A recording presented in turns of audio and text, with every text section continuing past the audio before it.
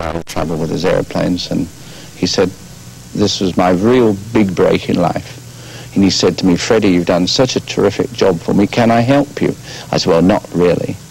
So he said, well, if you had the money, what would you do? I said, if I had the money, I would buy a fleet of surplus airplanes from British Airways, or BAC as it was in those days.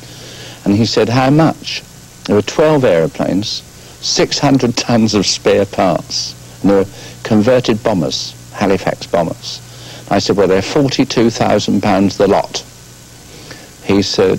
you mean for all 12 airplanes? All 12 airplanes and all the spare parts. Yeah. I had 600 tons of spare parts.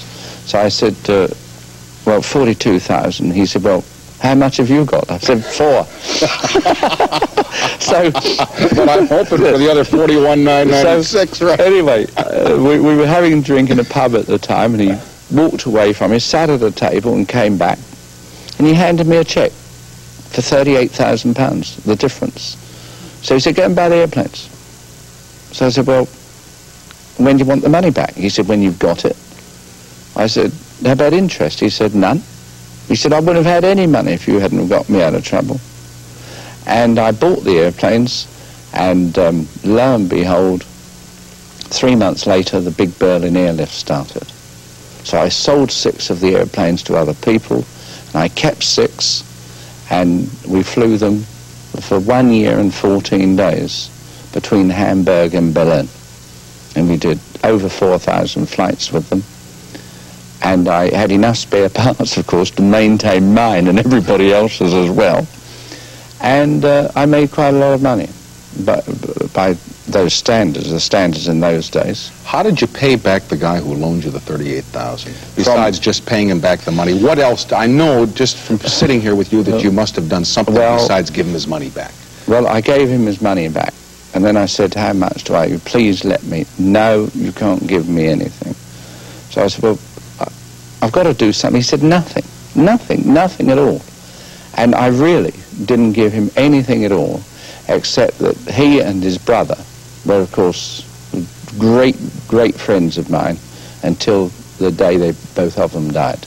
And, of course, the family and I are still very great friends, good friends. I would think a pass on the airline would be in order. Well, but he could have anything. He just didn't want anything. That's a real friend, though. He didn't want anything at all. That's a real friend, and so is the guy that takes you out to lunch and pays cash and doesn't ask for a receipt. Those are friends. Yeah, they're real friends, but they don't come very often. They surely don't. Now, how does it feel to be a knight? Is it a thrill for you, having grown up in the system with the monarchy and everything? Well, being a monarchist and a royalist, and I honestly believe that our Queen and her family are Britain's greatest assets, without any doubt whatsoever. I'm obviously proud and overjoyed to think that our country still has that great depth of character, because I've fought every government, regardless of its political persuasion, for the last 30 years. I've been rude and insulted every minister, and we've had 22 of them since the war. I've insulted the civil servants unmercifully. And at the end of the day, they come up the straight and bury all of this thing and say, well done, Freddie Laker, give me a pat on the back, and the Queen gives me a knighthood. And I think that this demonstrates the fact that Great Britain is still great, and the British people have a great depth of character about them. Is it a thrill for you when you see that DC-10 coming in with your name on it, Laker Airways? That's got to be a tremendous thrill to see that. I can't. I mean, I watched your commercial where you say, I put my name on the plane, folks. You know? It's incredible. After all these years, and having been in the business and the roughs and the tumbles and everything that goes with it, I can tell you that if I see one of my airplanes out on the tarmac, I turn around and look at it. And if I see one rolling down the runway, I stop to see it take off. And if I see one on the approach, I stop to see it land. And every time I think to myself, my God, how lucky you've been, Freddie Laker. It's an absolute thrill, I assure you. Do you fly your own airline? As often as I can. but we have pretty good load factors, you know, on our airline, and sometimes have to fly with other people. Now, how come you have so many rules, like you can't buy a seat in advance, and there are no advance reservations? You have to call the same day, I think. Well, it depends on the service. The SkyTrain service, of course, there are no rules. You can go when you like, come back when you like. The only minor restriction is that you buy the ticket the day you want to travel. But otherwise, you can do anything. Of course, a lot of the rules have been cut to ribbons in the last 6 months. Remember, we've carried 145,000 people on the SkyTrain service, and it's really started to hurt people.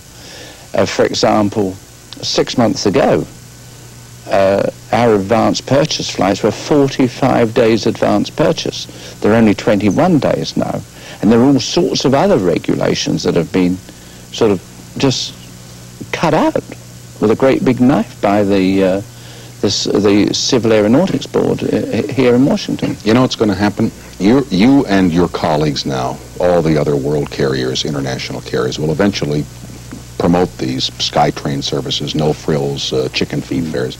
But one day some smart dude's going to come up with an all-frills fare, where you pay an exorbitant price and you get your own compartment, you get hot and cold running water, you get showers, you get beautiful meals, graceful service, and it's going to be for the wealthy people who don't want to fly no frills. But I agree with this. And well, when are you going to start? Well, this is exactly what I have been saying for 30 years. We had to take the airlines out of the realm of being sacred cows. We had to put them back into the marketplace to buy and sell their business like the rest of us. After all, this is consumer democracy. It's the price service option. If you've got the money, if you've got the time and the will, you can go on Concorde. I call it tomorrow today. If you have no money and no time and no will, you've got Shank's pony. You walk. If you've got a tiny little bit more, teeny-weeny bit more, you can go on SkyTrain. And there's a whole range of things between Concorde and Shank's pony. And I think it's your right and my right to have it. And if there's a crazy man in this world that wants to produce an all-singing, all-dancing air service, totally first class, and, you know, they pour champagne in your ears, I think the public should have the right to use it. And if there's a nutcase that wants to do it, I think he should have the right to lose his own money or make a profit if he can. And I think this is what consumer democracy is all about. And I've been fighting to get this in the world of air transport. And we're only now getting to the point where we've had some success. And I assure you that not in the not-too-distant future, some nutcase is actually going to produce an all-first-class service between LA and London. It won't be me, because I've made a very, very good living for over 30 years out of the cheap end of the market. My friends, the students and the old-age pensioners and those sort of people, the working-class people, I know is not the right sort of thing, but they are working-class people. They're nice people. They've given me a damn good living for 30 years, and I think that I should stay with them. Okay. I'm glad we could finally have this chat. I'm sorry we couldn't do it in New York last year, but we just couldn't do it. Well, we did try. Yes, we surely did. Thanks, Sir Freddie. Thank you. All right. Thank you. We will continue after these words from our sponsors.